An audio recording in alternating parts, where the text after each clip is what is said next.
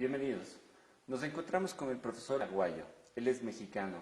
Es coordinador del doctorado en desarrollo educativo con énfasis en formación de profesores y es coordinador del posgrado en la Universidad Pedagógica Nacional, Unidad de Zacatecas. Se interesa particularmente por la didáctica de las matemáticas en los distintos niveles educativos.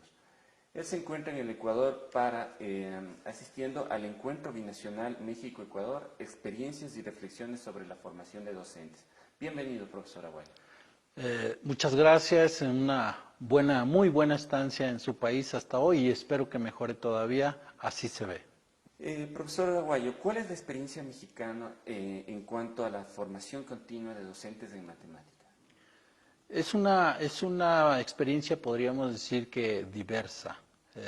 Fundamentalmente ha seguido una tendencia hoy muy criticada que tiene que ver con lo que allá se llama cursos en cascada. Es decir, desde el centro del país se le da un curso a un buen número de profesores que luego se distribuyen por las diferentes ciudades del país y estos reproducen esos cursos. Hoy ha sido muy criticada porque los datos de las evaluaciones internacionales nos dicen que en realidad los aprendizajes de los niños han mejorado muy poco, aunque paradójicamente la investigación en didáctica de la matemática ha crecido mucho. Hoy por hoy me parece que hay una discusión importante en el país que tiene que ver con imaginar alternativas diferentes a esos cursos en cascada para enfrentar los retos de la formación continua de profesores. En estos, en México, hay la preeminencia ya de un discurso muy claro que tiene que ver con la didáctica de las matemáticas o con la educación matemática, como así se le llama en otros países. Podemos decir entonces que es un discurso que se está instalando en México, pero que sin embargo todavía no ha producido los resultados esperados. Entre otras cosas, me parece, porque hay una lectura demasiado superficial de estos discursos y en otros ámbitos hay una visión que sobreestima el poder de un conocimiento y esa sobreestimación hace que se le impongan responsabilidades a un conocimiento científico, responsabilidades que no tiene ese conocimiento. ¿Qué piensa usted de la formación a docentes de la educación básica y bachillerato a cargo de profesionales en áreas técnicas como ingenieros, arquitectos, etc.?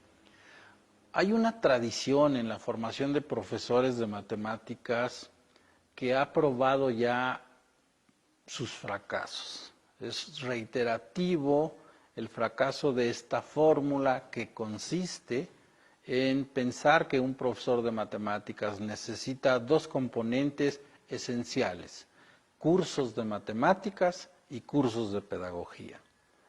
Es en esta visión que a los profesores de educación básica se les deja la responsabilidad de articular estos dos conocimientos para luego lograr en sus pequeños alumnos aprendizajes de calidad. Desde finales del siglo XIX, fundamentalmente en Estados Unidos y en Alemania, se ha probado el fracaso de esta fórmula. Sin embargo, muchos sabemos que las sociedades están empeñadas en no revisar la historia y con ello se empeñan más en repetir viejos errores.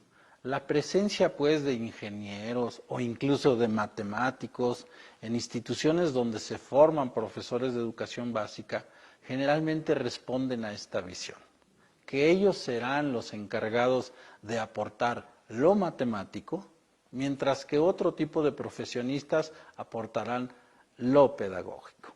Déjeme decirle además que esta visión se ha acompañado de otra idea bastante deformada. Los ingenieros, los matemáticos y los actuarios, por su parte, imparten clases de matemáticas a los futuros profesores que podrían ubicarse muy claramente en el siglo XVII. Es decir, les muestran las matemáticas a sus estudiantes como si estos fueran objetos maravillosos y presumen que es algo sublime y solo para iluminados el acceder a esos conocimientos. olvidan siempre que en realidad el siglo XVIII nos enseñó que las matemáticas son una especie de instrumental. Algún autor francés lo dice de una manera maravillosa, nos anuncia: no olvidemos que la matemática es una especie de fontanería que debemos utilizar para tener una buena vida. Del mismo modo que estos profesores de matemáticas cuidan, protegen a sus conocimientos cristalizados y petrificados, de esa misma manera podemos encontrar a muchos profesores de pedagogía o didáctica que hacen lo mismo.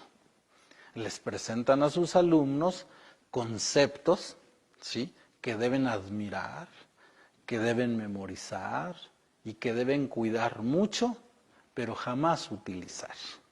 En esta doble vertiente le he comentado ya que viene desde el siglo XIX, aunque la fusión se da en el siglo XX, esta de matemáticas y pedagogía, ha probado repetidas veces su fracaso. ¿De qué se trata entonces? Se trata de que no debemos olvidar que finalmente lo que un sujeto transmite en un salón de clases, llámese ingeniero, profesor, médico, lo que uno transmite son prácticas, son actividades, lo que uno transmite son acciones. Y si uno recupera el verdadero sentido de la palabra transmitir, encontrará que no significa otra cosa que dar lo que me ha sido heredado. Entonces, si a un profesor o a un futuro profesor de matemáticas yo he de heredarle las buenas acciones que hace un profesor de matemáticas, debo pensarlas primero, debo tenerlas, debo comprenderlas para luego tener más o menos clara la idea de cómo he de heredárselas a ese joven profesor. Si usted me sigue en esta idea, encontrará ahí pues una antigua idea que tiene que ver con la transmisión de los oficios. Los oficios son eso, son tener una habilidad, una maestría en una actividad específica. ¿Cómo lograr esto? Bueno, hay algunas enseñanzas en la historia y otras las tenemos que construir, pero hay ideas fundamentales que me parece que debemos colocar en el centro de estas discusiones. Reitero y cierro esta respuesta, una idea fundamental, me parece, si de conocimientos y de su transmisión hablamos, no debemos olvidar que estos no son cosas de cristal, no son cosas de museo. Los conocimientos son finalmente acciones que ayudan al buen vivir. ¿Qué criterios fundamentales, disciplinares y didácticos debería tomar en cuenta la formación de docentes en matemáticas? La formación de profesores de matemáticas, desde hace mucho tiempo, ha olvidado su razón de ser y ha tomado dos caminos. Es común que en las facultades de matemáticas se forme a los futuros profesores de secundaria, de bachillerato, de universidad, mediante larguísimas sesiones de enseñanza de conceptos matemáticos que difícilmente se les encuentra una utilidad. Déjeme le cuento una anécdota para ilustrar esto. Hace 10 días se apareció un ingeniero prestigiado en mi cubículo que para hacer su tesis de maestría como profesor de matemáticas de educación superior, él quería diseñar unas actividades para enseñar el concepto de diferencial. Y yo le pregunté ingenuamente o con una ingenuidad falsa que dónde se encontraba ese concepto, que para qué servía la diferencial, que si él podía decirme un problema en donde se percibía el concepto diferencial. Y él no pudo decirme un problema. Pero se fue a casa y regresó 2 días más tarde y me dijo, he encontrado un problema donde se puede estudiar la diferencial. Y le dije, dígamelo por favor. Y empezó diciéndome, fíjese que dado un triángulo rectángulo ABC, y su recta tangente, además, perdón, la tangente del ángulo, hay un delta y, ¿verdad? Y un dx, y le digo, pare, ingeniero, ese no es un problema, esa es la representación matemática de un problema. Yo lo que quisiera saber es el problema. Y dijo, pues no lo tengo, y se fue nuevamente a casa. Y regresó 3 días después y me dijo, he encontrado no uno, he encontrado 2 problemas en un buen libro. Dígamelo por favor, ingeniero, porque ardo en deseos de ir a enseñar el concepto de diferencial. Me dijo, figúrese que hay una pompa de jabón cuyo radio mide 3 milímetros y conforme la pompa de jabón anda en el viento, y le dije, pare, ingeniero, créame usted que yo las pompas de jabón las observo y las admiro y luego me pongo a hacer poesía, pero no me llama la atención para estudiar matemáticas. Me parece que ese es un problema falso. Él reconoció que en efecto, que él teniendo 35 años como ingeniero, nunca había tenido que resolver un problema con pompas de jabón. Cierro la historia diciéndole que una semana después, en efecto, tenía un problema donde estaba el concepto de diferencial. ¿A dónde voy con esta historia?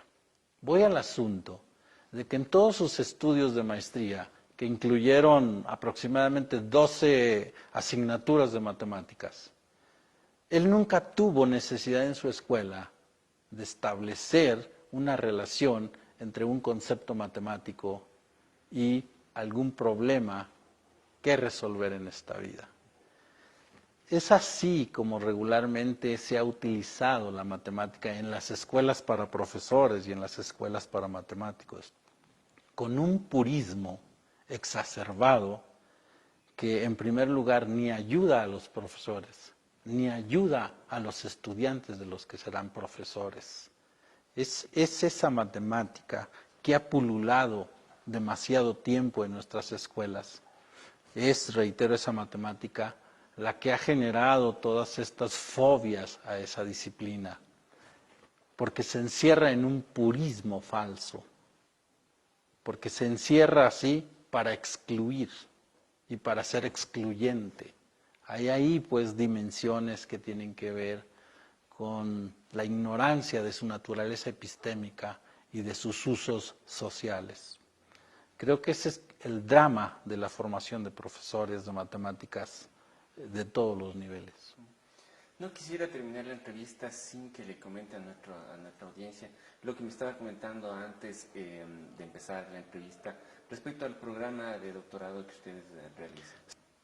El doctorado en desarrollo educativo, con énfasis en formación de profesores, lo que pretende, como está enclavado en su nombre, es pensar, discutir y sobre todo generar estudios sobre nuevas alternativas para formar profesores. El término desarrollo educativo a eso se refiere, ¿sí? A la necesidad y al objetivo del doctorado por explorar nuevas maneras de formar a los profesores. ¿Por qué? Porque las escuelas para niños han sido un objeto de estudio muy frecuente. Se han dicho muchas cosas sobre cómo son los profesores de los niños y las escuelas. Se ha dicho también muchas cosas sobre la historia de la formación de profesores, sobre la identidad de los profesores, sobre el malestar del profesor, sobre la política educativa. Pero se han dicho muy pocas cosas científicas sobre cómo formar profesores.